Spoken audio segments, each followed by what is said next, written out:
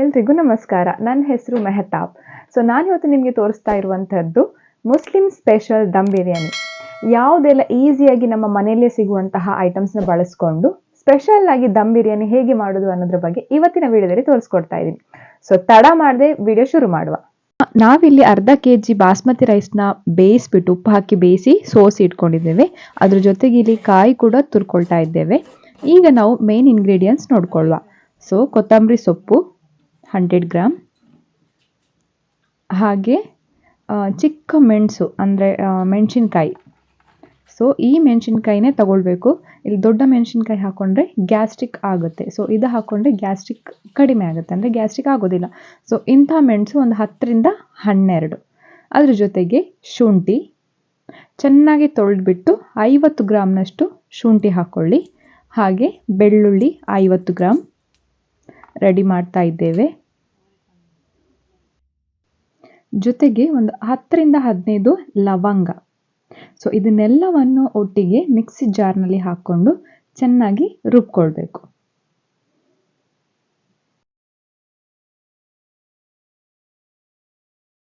ಇಲ್ಲಿ paste ready ಆಗಿದೆ. ಅದೇ ಜಾರ್ಗೆ ಸ್ವಲ್ಪ ಕಾಯಿ ತುರಿ ಹಾಗೆ ಬಡೆ ಸೊಪ್ಪು ಮತ್ತು ಧನಿಯಾ ಪೌಡರ್ ಒಟ್ಟಿಗೆ ಸೇರಿಸಿ, ಇಲ್ಲಿ ಬೇಕಾದವರು ಗರಂ ಮಸಾಲ ಕೂಡ ಹಾಕ್ಕೊಳ್ಬೋದು, ಬಟ್ ನಾವಿಲ್ಲಿ ಹಾಕ್ಕೊಳ್ತಾ ಇಲ್ಲ. ಅರಿಶಿನ ಪೌಡರ್ 1-2ರಿಂದ 2.5 ಸ್ಪೂನ್ ಅಷ್ಟು. ಅದನ್ನು ಕೂಡ ರುಬ್ಬಿ ಪೇಸ್ಟ್ ಮಾಡಿ ಅದ್ರ ಜೊತೆಗೆ ಹಾಕ್ಕೊಳ್ಬೇಕು. ನೆಕ್ಸ್ಟ್ ಇನ್ನೊಂದು ಜಾರ್ನಲ್ಲಿ ಒಂದು 6ರಿಂದ 8 ಟೊಮ್ಯಾಟೊ ಹಣ್ಣುಗಳನ್ನು ಚೆನ್ನಾಗಿ ಪೇಸ್ಟ್ ಮಾಡಿ ಈ ಥರ ರೆಡಿ ಮಾಡಿ ಇಟ್ಕೊಳ್ಳುವ. ಇನ್ನೊಂದು ಜಾರ್ನಲ್ಲಿ ತುರಿದಿರುವಂತಹ ಎಲ್ಲ ಕಾಯಿಗಳನ್ನು ಹಾಕಿ ಚೆನ್ನಾಗಿ ಪೇಸ್ಟ್ ಮಾಡ್ಕೊಳ್ಬೇಕು. ಪೇಸ್ಟ್ ಅಂದರೆ ಒಂದು ಚೂರು ಅರ್ಧ ಲೋಟದಷ್ಟು ನೀರು ಹಾಕಿ ಚೆನ್ನಾಗಿ ಅದರ ಹಾಲನ್ನು ಈ ಥರ ಸೋಸಿ ತೆಗಿಬೇಕು. ಈ ಥರ ಸೋಸುವಾಗ ಒಂದೇ ಒಂದು ಚೂರು ಕೂಡ ನೀರನ್ನು ಹಾಕ್ಕೊಳ್ಬಾರ್ದು, ಯಾಕಂದರೆ ಇದು ನಮಗೆ ಸ್ವಲ್ಪ ಥಿಕ್ ಆಗಿರಬೇಕು ನಮ್ಮ ಮಸಾಲ ಅನ್ನುವಂಥದ್ದು. ಹಾಗಾಗಿ ಇಲ್ಲಿ ಯಾವುದೇ ನೀರನ್ನು ಆ್ಯಡ್ ಮಾಡಲಿಕ್ಕಿಲ್ಲ.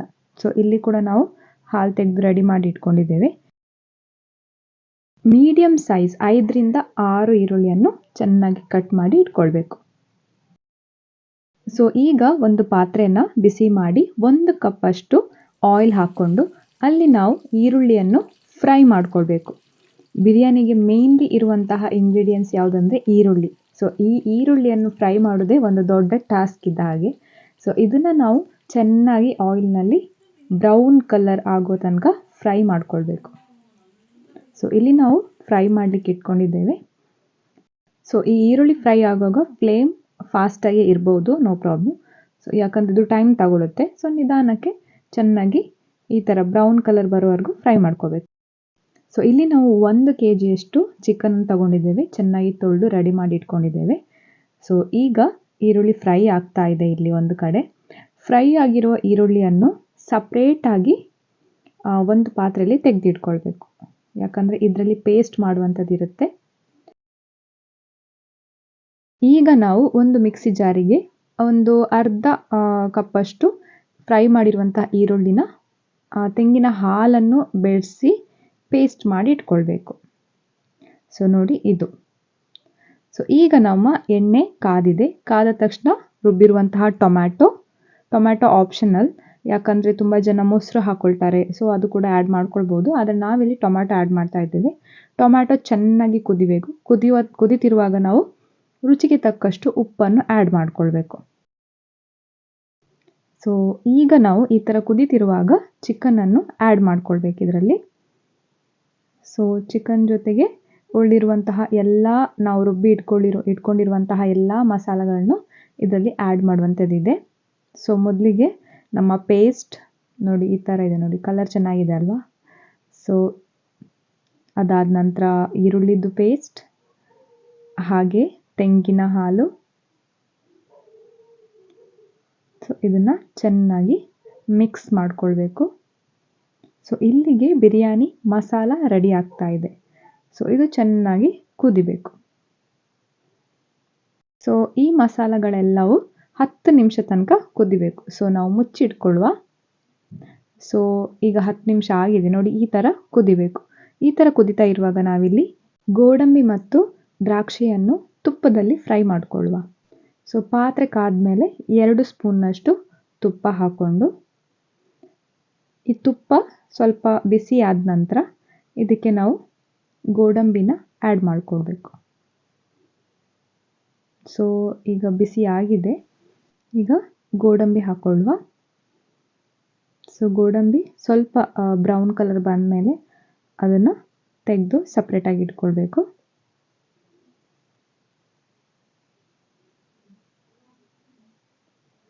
ಓಕೆ, ಇಲ್ಲಿ ಗೋಡಂಬಿ ರೆಡಿಯಾಗಿದೆ. ಅದೇ ತುಪ್ಪದಲ್ಲಿ ದ್ರಾಕ್ಷಿಯನ್ನು ಕೂಡ ಫ್ರೈ ಮಾಡಿಕೊಳ್ಳುವ.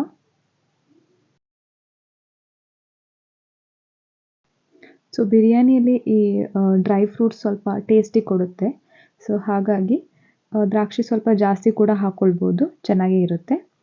ಸೊ ಈಗ ದ್ರಾಕ್ಷಿ ಫ್ರೈ ಆಗಿದೆ, ಫ್ರೈ ಆಗಿರೋದನ್ನ ಸಪ್ರೇಟಾಗಿ ಇಟ್ಕೊಳ್ಳುವ.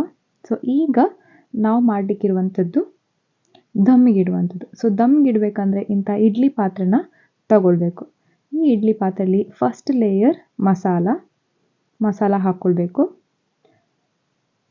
ನೋಡಿ, ಈ ಥರ ಸುತ್ತ ಮಸಾಲವನ್ನು ಹಾಕ್ಕೊಳ್ಬೇಕು. ಮಸಾಲ ಹಾಕಿದ ನಂತರ ಒಂದು ಲೇಯರ್ ರೆಡಿ ಮಾಡಿ ಇಟ್ಟಿರುವಂತಹ ಬಾಸ್ಮತಿ ರೈಸನ್ನು ಹಾಕ್ಕೊಳ್ಬೇಕು.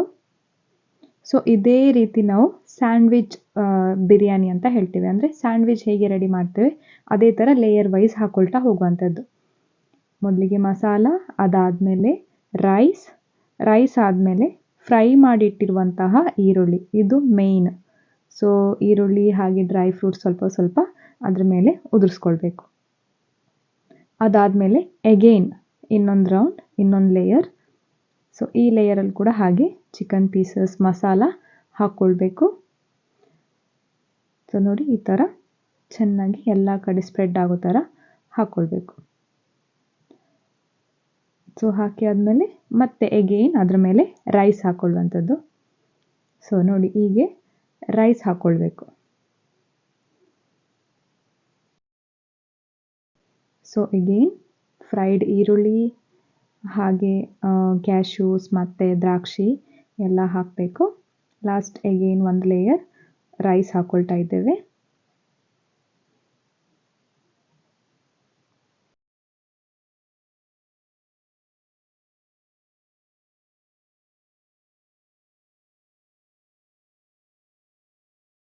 ಸೊ ಇಲ್ಲಿ ರೆಡಿ ಆಗಿದೆ. ಇದರ ಮೇಲೆ ನಾವು ಫ್ರೈ ಮಾಡಲಿಕ್ಕೆ ಯೂಸ್ ಮಾಡಿರುವಂತಹ ತುಪ್ಪ ಹಾಗೆ ಎಕ್ಸ್ಟ್ರಾ ಒಂದು 2 ಸ್ಪೂನ್ನಷ್ಟು ತುಪ್ಪವನ್ನು ಇದರ ಮೇಲೆ ಹಾಕ್ಕೊಳ್ಬೇಕು.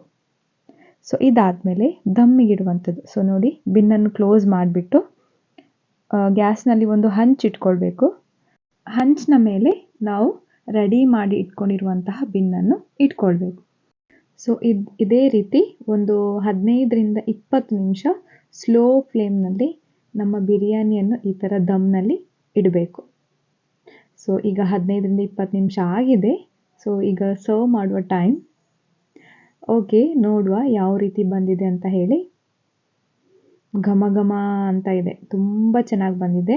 ಸೊ ನೀವು ಕೂಡ ಮನೇಲಿ ಒಮ್ಮೆ ಟ್ರೈ ಮಾಡಿ ನೋಡಿ. ಇದು ಲೇಯರ್ ಇರೋದ್ರಿಂದ ದೊಡ್ಡ ಪಾತ್ರೆಯಲ್ಲಿ ಮಾಡಿದರೆ ನಿಮಗೆ ಮಿಕ್ಸ್ ಮಾಡಲಿಕ್ಕೆ ಈಸಿ ಆಗುತ್ತೆ. ಸೊ ಇಲ್ಲಾಂದ್ರೂ ಕೂಡ ಚೆನ್ನಾಗೇ ಬರುತ್ತೆ. ನೋಡಿ, ಈ ಥರ ನಾವು ಸರ್ವ್ ಮಾಡ್ತಾ ಇದ್ದೇವೆ ಬಿಸಿ ಬಿಸಿಯಾದ ಬಿರಿಯಾನಿ. ಸೊ ಮನೆಯಲ್ಲೇ ಸಿಗುವಂತಹ ಐಟಮ್ನಿಂದ ನೀವು ಆರಾಮ್ಸೆ ಮಾಡ್ಬೋದು. ಓಕೆ, ಇಂಗ್ರೀಡಿಯೆಂಟ್ಸ್ಗಳನ್ನು ಡಿಸ್ಕ್ರಿಪ್ಷನಲ್ಲಿ ಹಾಕಿರ್ತೇನೆ, ನೀವು ಕೂಡ ಮನೇಲಿ ಒಮ್ಮೆ ಟ್ರೈ ಮಾಡಿ. ಸೊ ಇದನ್ನು ಟೇಸ್ಟ್ ಮಾಡುವ ಟೈಮ್. ಈಗ ನಾನು ಟೇಸ್ಟ್ ಮಾಡಿ ಹೇಳ್ತೇನೆ ನಿಮಗೆ.